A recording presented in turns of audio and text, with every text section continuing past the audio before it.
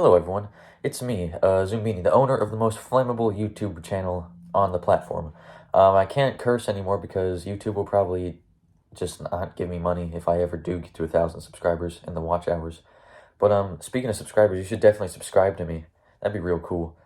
I won't forget the subscriber graphic this time. I will not. I promise you.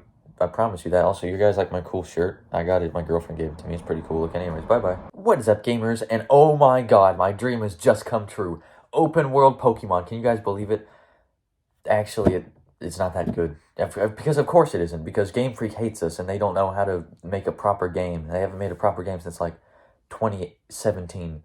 So thanks, Game Freak. But anyways, here's the video.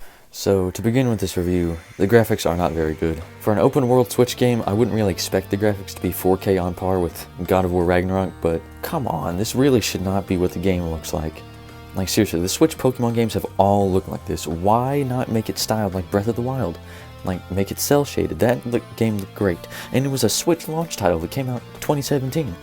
So they really should not be having these problems with graphics that look like they came straight out of the fucking Wii GameCube era. The map is also kind of weird, because every time you open it, the map is configured always facing north, which is accurate to a compass, but I'd really prefer if it didn't do that, because it just disorients me every time I open it, and it annoys me. Oh, and another thing I wanted to mention, like these are just a bunch of nitpicks that I'm gonna list now, but the shiny Pokemon is fucking strange as hell, because in Legends Arceus, if you saw a shiny Pokemon, it would just go bring, bring, like, and you know, have the little shiny effect, and you'd actually know it's a shiny Pokemon instead of like glossing over it. But Game Freak made some of these shiny Pokemon exactly the fucking same as the normal ones, and there's no like shine effect or sound effect.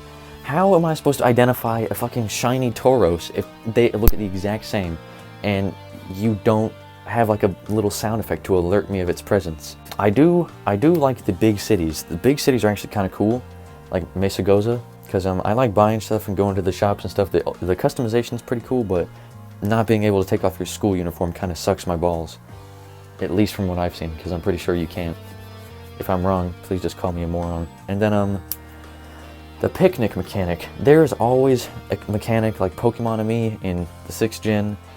The thing where like you give them puffins and pet them in 7th gen, and then that camping thing in 8th gen, and now the picnics. The sandwich mechanic, I didn't know there is a fucking sandwich simulator in this game. This game is pretty big for, you know, a Pokemon game.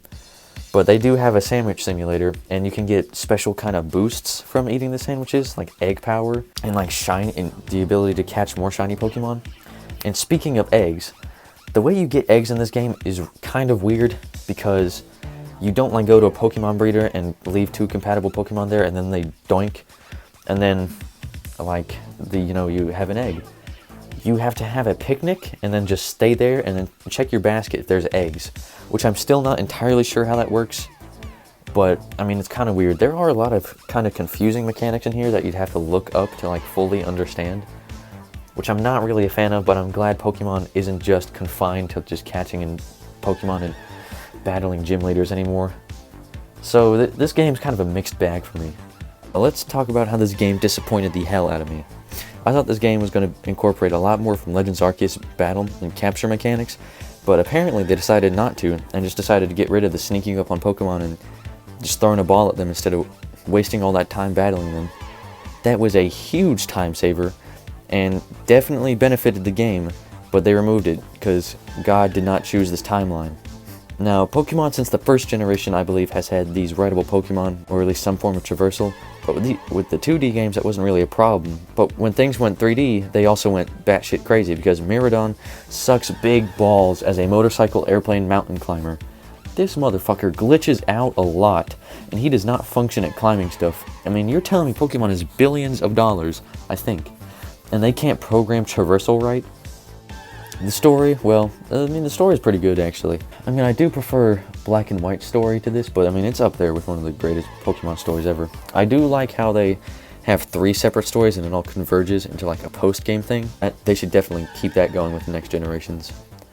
My favorite storyline is probably the storyline with Arven, because he's the one with the most depth, which is something hard to say about modern Pokemon characters. The Team Star storyline was just some sappy shit about friendship and anti-bullying. Like, I get it, Pokemon, don't be a dick to people, but I mean, these folks are kind of weird, I'm gonna be real with you. Also, the twist is kind of predictable, but I guess it's because the game's made for kids.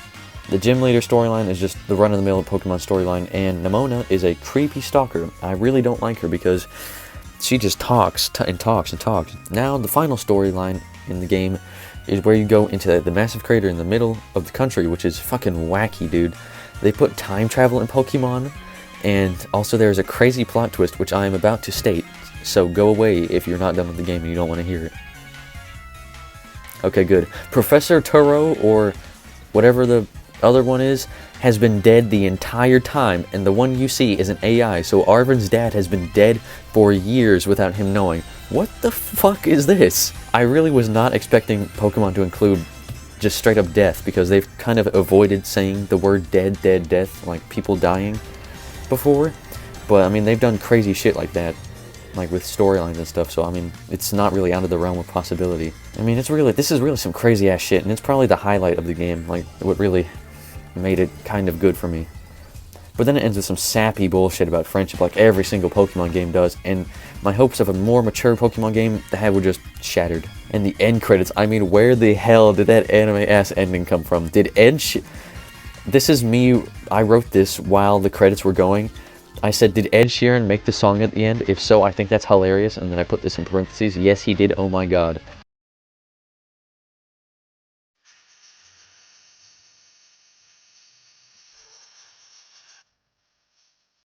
Baby, this is Ed Sheeran. Also, before I'm done with this video, I wanted to talk about the lack of voice acting, which really just shown to me because Pokemon got Ed Sheeran to make a song for them, or put his song in their game, but they don't have enough money to hire voice actors. Voice actors! This is elementary for fucking video games. I mean, Pokemon is fully 3D and open world now. They can't spare some expenses to hire voice actors. Hell, bring me in, Game Freak. I'll work for $5 an hour as long as I don't have to watch awkward-ass cutscenes play it out with no one talking, like that one from Sword and Shield where the fucking dude is playing his guitar with no music. This video is getting hella long, and I just wanted to say that the Elite Four was easy as hell, especially the champion. Like, they stood no chance to my tiny creature with the hammer. Like a toddler stands no chance against a massive pit bull named Sprinkles. Also, the relationship mechanic with these teachers reminds me of a dating simulator, and I'm not sure if I'm comfortable with that, but that's pretty much all I have to say about Pokemon Scarlet and Violet for now. I don't want to make this video too long. Okay, so the final verdict for Gen 9 is like 6 out of 10 minus 1 point for Ed Sheeran, because they have enough money for Ed Sheeran, but they don't have enough money for voice acting. I hate Game Freak. Goodbye, everybody. Have a good day.